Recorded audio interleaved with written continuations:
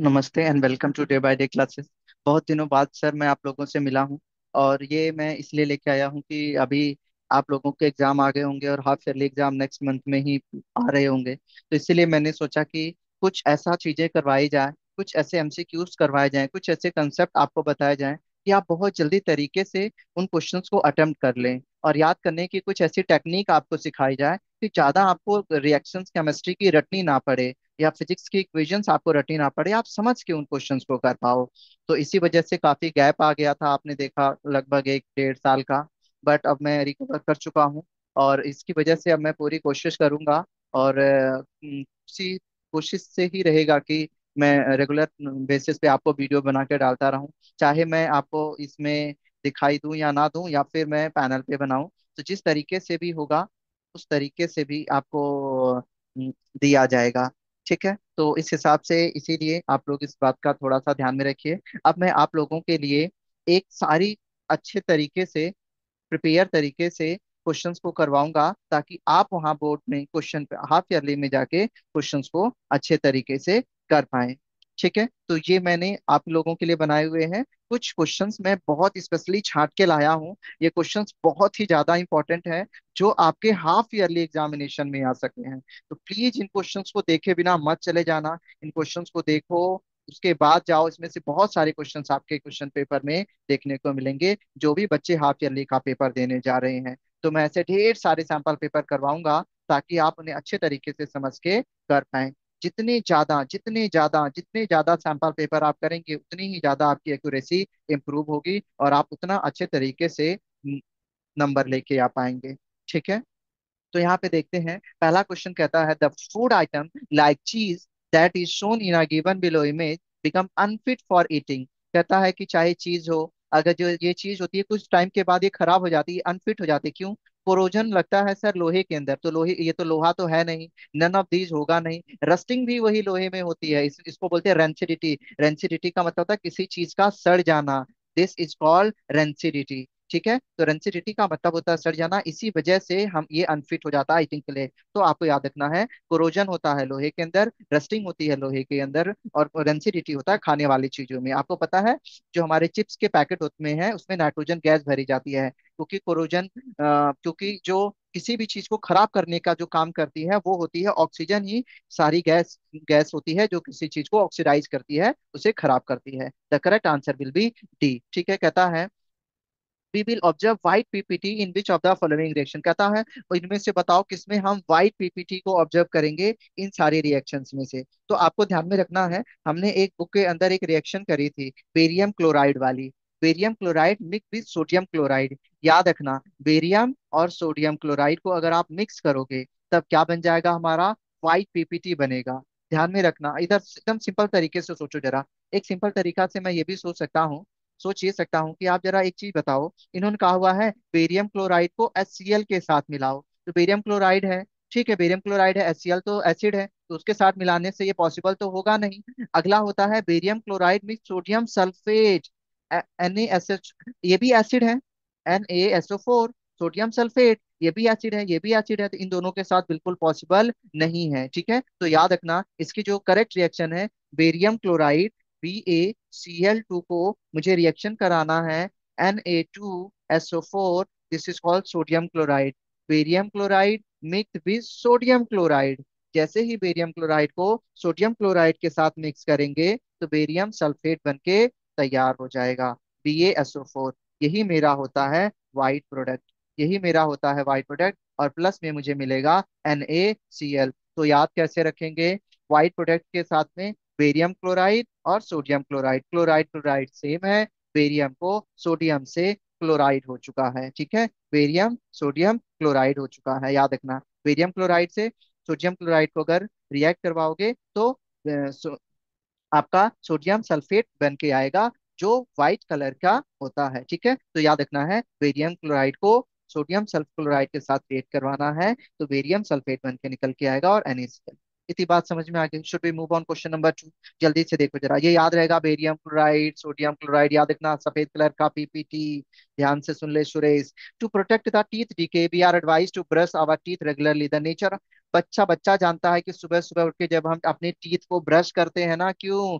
क्योंकि हमारा, जब हम सोते हैं तो हमारे मुंह में एसिड आ जाता है, ठीक है। एसिड के कारण हमारे दांत खराब ना हो जाए, इसी वजह से हम सुबह उठते उठते ही क्या करते हैं, टूथब्रश। और टूथब्रश का नेचर कैसा होता है बाबूजी? बेसिक, बेस होता है। न्यूट्रल नहीं, कोरेसिव नहीं, एसिडिक नहीं, इट मस्ट बी बेसिक। हाँ या ना? याद रहेगा। सुबह आप टूथब्रश क्यों करते हो? क्योंकि उसका बेसिक नेचर है, वरना आपके दांत टूट के गिर जाएंगे। इतनी बात समझ में आ गई, इसीलिए हम ब्रश करते हैं। आगे चलें क्या? नेक्स्ट क्वेश्चन पे अगर मैं मूव करूं, कहता है ethanol react with sodium to form two product. देखिए ये क्वेश्चन नंबर 4, चैप्टर नंबर 4 का है, कार्बन एंड कंपाउंड्स। अभी ये हाफ ईयरली में नहीं आ रहा है, so I am going to skip it, ठीक है। अगला देखते हैं, the property of a metal by which it can be drawn into long wire. एकदम हमेशा याद देखो, ये रहा कॉपर। उसको हम एक लॉन्ग वायर में अगर कन्वर्ट कर देते हैं, कोई भी चीज है अगर उसे हम पतली वायर में कन्वर्ट कर देते हैं, तब हम उसे बोलते हैं डक्टिलिटी। डक्टिलिटी मतलब डक्ट, डक्ट मतलब पाइप, याद रखना। डक्टिलिटी मतलब डक्ट, डक्ट मतलब पाइप, पाइप के जैसा बना देना, उसे हम कहते हैं डक्टिलिटी। मिलेबिलिटी मतलब मारो, मिलेबिलिटी मतलब मारो, मार मार के पतला कर दो, तो पीट पीट के पतला कर देते हैं, मिलेबिलिटी होती है। सोनोरस, सोनोरस, सोने में कौन, सोने कौन नहीं देता है जब हमारा शोर होता है, तो सोनोरस का मतलब साउंड प्रोड्यूस करना। कंडक्टिविटी का मतलब तो जानते हैं, जो इलेक्ट्रिसिटी को कंडक्ट करता है। तो जब किसी मेटल को वायर में कन्वर्ट कर देना, उसे बोलते हैं डक्टिलिटी। अगर किसी चीज को पीट पीट के बहुत पतला कर देते हैं, तब हम उसे बोलते हैं मेलेबिलिटी। और हम गोल्ड को पीट पीट के सबसे ज्यादा पतला कर सकते हैं, ये बात याद रख लीजिएगा, ठीक है। अगली बात, नेक्स्ट क्वेश्चन पे अगर मैं मूव करूं, तो नेक्स्ट क्वेश्चन पे मूव करते हैं, non metal do not replace hydrogen from acid because. एक क्वेश्चन को आपको ध्यान में रखना है। कहता है कि नॉन मेटल, देखो क्वेश्चन में कहा क्या, पहले समझते हैं। क्वेश्चन कहता है कि जितने भी नॉन मेटल्स होते हैं, do not replace hydrogen from acid, ठीक है। कि जो नॉन मेटल्स होते हैं ना, वो हाइड्रोजन को एसिड से रिप्लेस नहीं कर पाते हैं। नॉन मेटल आपको पता है ना, पी ब्लॉक के एलिमेंट, ठीक है। तो ये लोग क्यों रिप्लेस नहीं कर पाते हैं? बताना है कि ये जो नॉन मेटल है, जैसे मान लो HCl है, ठीक है। HCl है, HCl एक एसिड है, और अगर इसके साथ में कोई भी नॉन मेटल ले लूं, जैसे कार्बन ले लूं, क्लोरीन ले लूं, ठीक है। तो क्लोरीन ले लूं या फिर कार्बन ले लूं, कोई भी जितने भी नॉन मेटल हैं, वो एसिड में से H को रिमूव नहीं करते हैं। क्यों? ध्यान से समझना, पहली बात समझना। जो नॉन मेटल होते हैं, जो नॉन मेटल होते हैं, जो नॉन मेटल होते हैं, उन्हें इलेक्ट्रॉन एक्सेप्टर होते हैं। वो इलेक्ट्रोनेगेटिव होते हैं, उन्हें इलेक्ट्रॉन चाहिए, उन्हें इलेक्ट्रॉन चाहिए, वो इलेक्ट्रॉन लेते हैं, वो इलेक्ट्रॉन लेते हैं। और जो मेटल होते हैं, जो मेटल होते हैं, वो इलेक्ट्रॉन डोनर होते हैं, वो इलेक्ट्रॉन दे देते हैं। तो बताओ, जो मेटल होगा वो इलेक्ट्रॉन डोनर है, जो मेटल है वो इलेक्ट्रॉन डोनर है, इसीलिए वो हाइड्रोजन को दे देगा। और इलेक्ट्रॉन को हम हाइड्रोजन भी बोलते हैं। मेटल इलेक्ट्रॉन डोनर है, वो हाइड्रोजन दे देगा। लेकिन नॉन मेटल है ना, वो एक्सेप्टर है, इलेक्ट्रोनेगेटिव एलिमेंट है, वो लेता है, देता नहीं है। तो मेटल देता है तो ये दे देगा, नॉन मेटल कभी नहीं देता, ये लेता है। तो इसीलिए जब ये लेगा, जब ये नॉन मेटल है, जब ये इलेक्ट्रॉन को एक्सेप्ट करेगा, तो ये किसी चीज को नहीं देगा। इसी वजह से ये क्या करता है, ये उसको रिमूव नहीं करता। किसको? हाइड्रोजन को। कहाँ से? एसिड से। आई होप समझ में आया ना। रिमूव कौन करेगा? मेटल कर देता है, नॉन मेटल नहीं करेगा। बिकॉज, क्यों नहीं करेगा? Because non metal are being acceptor of electron, क्योंकि ये इलेक्ट्रॉन को एक्सेप्ट करते हैं। याद रखना, नॉन मेटल एक्सेप्टर होते हैं, मेटल डोनर होते हैं, ठीक है। अगले सवाल पे चलते हैं जरा। ये भी देखो क्वेश्चन, ये चैप्टर नंबर 4 का है, तो मैं इसे अभी नहीं करवा रहा हूँ। आगे चलते हैं, to make the connecting air tight in a experiment be use, to make all connection air tight. अगर आपको सारे कनेक्शन को एयर टाइट करने हैं इन एक्सपेरिमेंट, एक्सपेरिमेंट के अंदर मान लो कोई एक्सपेरिमेंट हो रहा है, हमें वहां पे सारे कनेक्शन को एयर टाइट करना है, तो आप क्या यूज करोगे? इधर वैसलीन और वैक्स, वैक्स यूज करोगे, लुब्रिकेंट ऑयल यूज करोगे, या वैसलीन यूज करोगे? आप यकीन नहीं करोगे, हम वैसलीन का यूज करते हैं। हम वैसलीन का यूज करते हैं सारे जॉइंट्स के ऊपर, ताकि उस चीज को क्या किया जा सके, एयर टाइट बनाया जा सके। क्वेश्चन नंबर 9 की तरफ अगर आप बढ़ोगे, कहता है the branch of a biology related to heredity, related to heredity and variation is called. देखो, हेरिडिटी मतलब जो हमारे माता पिता से गुण हमारे अंदर आता है, और वेरिएशन का मतलब हमारे माता पिता से गुण हमारे अंदर तो आता है, बट कुछ चेंज भी हो जाता है वक्त के साथ, इन्वायरमेंट के साथ में। ठीक है, इफेक्ट भी होता है, उसकी वजह से चेंज होता है, तो उसे हम क्या कहते हैं? जेनेटिक्स कहते हैं। जेनेटिक्स कहते हैं जब हम हेरिडिटी की बात करते हैं। हेरिडिटी का मतलब अपने पूर्वजों से अपने माता पिता के गुण बच्चों के अंदर आना, उसे हम जेनेटिक्स कहते हैं। टेक्सोनॉमी होता है कि नामकरण करना, उसे कहते हैं टेक्सोनॉमी। एवोल्यूशन मतलब होता है कि मान लो कल तक मच्छर मर जाते थे, सपोज करो ओडोमोस से, आज ना मरे तो उन्होंने अब इवॉल्व कर लिया है। ऐसी चीजें होती हैं। इतनी बात समझ में आई है कि नहीं? क्वेश्चन नंबर 9 की तरफ मैं बढ़ रहा हूँ। Binary fission in some organism, or binary fission in some organism occur in definite orientation in relation to all cell structure such as। अब आप पहले पहले समझ लो, पहले समझना है। जो बाइनरी फिजन होता है किसमें, बच्चा बच्चा जानता है बाइनरी फिजन, देखिए लिचमीनिया में होता है, प्लाज्मोडियम में नहीं होता है, बैक्टीरिया में नहीं होता है, अमीबा में होता है। लेकिन उठा क्या है? Binary fission in some organism occur in definite orientation in relation with cell structure.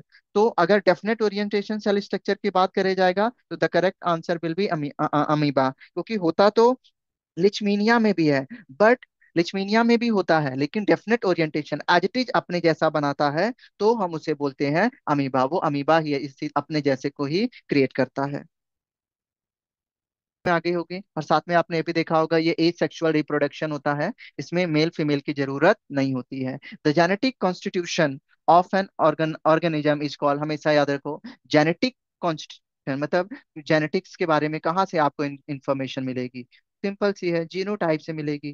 Genetics की इंफॉर्मेशन जीनोटाइप से, फिनोटाइप से नहीं। ये चैप्टर अभी आपका नहीं आ रहा होगा, जीनोटाइप फिनोटाइप, ये हाफ ईयरली में नहीं आता है, ठीक है, इसलिए मैं इसे स्किप कर रहा हूँ। आगे वाले चैप्टर पे अगर मैं आगे वाले क्वेश्चन पे चलता हूँ। कहता है where the protein first digested in alimentary canal, सबसे पहले प्रोटीन कहाँ पे डाइजेस्ट किया जाता है? एलिमेंट्री कैनाल में, हाँ। ओसोफेगस, बाबूजी ओसोफेगस में तो खाना सिर्फ जाता है। स्मॉल इंटेस्टाइन बोल रखा है, स्टमक बोल रखा है, माउथ, माउथ में तो प्रोटीन नहीं होगा, ओसोफेगस में नहीं होगा। स्मॉल इंटेस्टाइन में तो बाद में डाइजेस्ट होगा, उसने बोला फर्स्ट कहाँ डाइजेस्ट होगा, it will be stomach. First है इसीलिए स्टमक, लास्ट बोलता तो तब हम बोल सकते थे स्मॉल इंटेस्टाइन। बोलो तारा रारा, हाँ या ना? अगला सवाल। Which rule determine the direction of flow of current in a conductor? आपको पता है फ्लो ऑफ करंट कौन से रूल के, flow of current in a conductor कौन से रूल के द्वारा डिसाइड किया जाता है? ठीक है, तो आपको याद रखना है फ्लो ऑफ करंट किस रूल के द्वारा डिसाइड किया जाता है। Flow of current is decide by Fleming right hand rule. ये भी आप लोगों ने शायद अभी नहीं पढ़ा होगा, इसे हम कहते हैं फ्लेमिंगो राइट हैंड रूल, याद रहेगा। B will be the correct option, इसे हम कहेंगे फ्लेमिंगो राइट हैंड रूल। हमेशा कई चीजें याद रखनी होती है ना इसमें। आप कैसे पता करोगे कि फ्लेमिंगो लेफ्ट हैंड रूल से क्या करते हैं, फ्लेमिंगो राइट हैंड रूल से क्या करते हैं? हमेशा याद, ऐसे याद रखो। देखो जरा, कभी आपने अगर जनरेटर देखा होगा तो हम जनरेटर को ऑन करने के लिए राइट हैंड से यूज करते हैं, तो जनरेटर से पैदा होती है बिजली, तो बिजली की डायरेक्शन कौन से, हमने राइट हैंड से यूज किया ना, हमने राइट हैंड से जनरेटर को चलाया तब बिजली पैदा हुई। तो करंट की डायरेक्शन के लिए राइट हैंड रूल, और मोटर की डायरेक्शन, फोर्स की डायरेक्शन के लिए लेफ्ट हैंड रूल, ठीक है। मोटर में लेफ्ट हैंड रूल लगता है, जनरेटर में राइट हैंड रूल लगता है। अगर आपसे कहे find the direction of a current, current चलाना है तो हम राइट हैंड से बटन दबाते हैं, तो राइट हैंड रूल लगेगा। और अगर आपको बोले find the direction of a force, तो left hand rule, left hand rule में फोर्स रखना है, राइट हैंड रूल में करंट रखना है।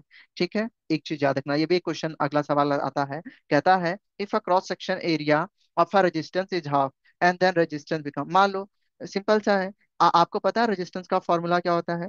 सिंपल, रेजिस्टेंस का फॉर्मूला होता है रो एल अपॉन में ए, ये फॉर्मूला होता है। कहता है if the cross section area of a resistance is half, अब इसका अगर इसका रेजिस्टेंस का हाफ कर देंगे तो ये ऊपर चला जाएगा, तो इसका रेजिस्टेंस बढ़ जाएगा, देखो ये ऊपर जाके मल्टीप्लाई हो जाएगा, तो ये 2 रो एल अपॉन में ए आ जाएगा। ठीक है, तो देखो रेजिस्टेंस कितने टाइम बढ़ गया, 2 टाइम्स बढ़ गया ना, तो आंसर विल बी 2। आप लोगों को इस बात का ध्यान में रखना। क्वेश्चन नंबर 15 की तरफ अगर मैं बढ़ूं, क्वेश्चन नंबर 15 कहता है मॉन्ट्रियल प्रोटोकॉल बिकम इफेक्टिव, ये याद रखना, एक मॉन्ट्रियल प्रोटोकॉल दिया गया था 1989 में। ठीक है, मॉन्ट्रियल प्रोटोकॉल 1989 में कहाँ पे दिया था?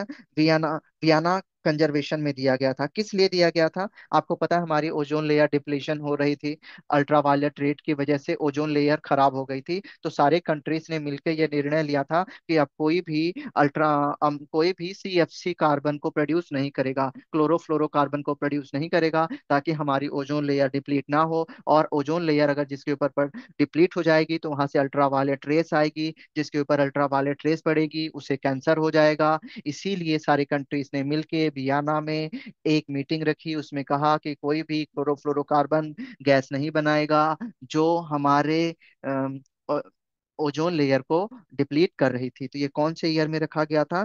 तो 1989 में। 1989 में it will be the correct option. कौन से में, एक बार बोल के बता दो बाबूजी। 1989 में। हाँ या ना? 1989 में ये मॉन्ट्रियल प्रोटोकॉल वियना में रखा गया था। ओजोन डिप्लेशन हैज रिजल्टेड, आपको पता है ओजोन की जो डिप्लेशन होती है वो क्यों होती है?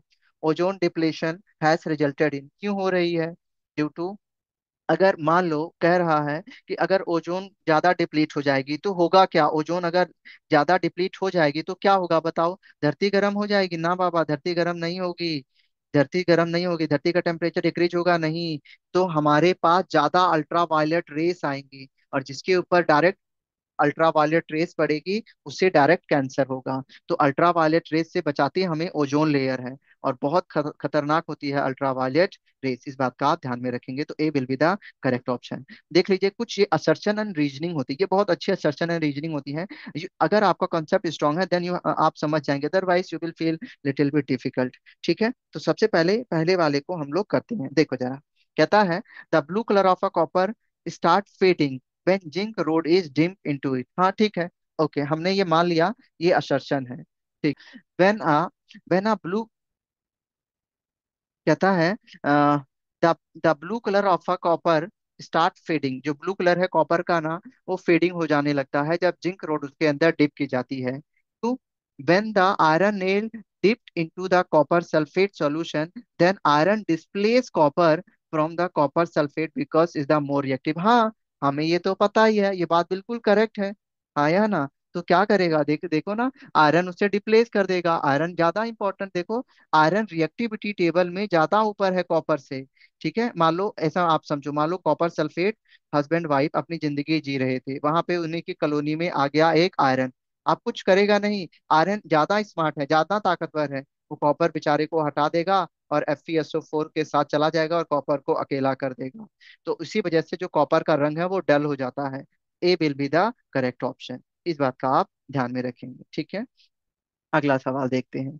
कहता है, अगले अगले सवाल में कहता है condoms protect a person from the sexual transmitted disease.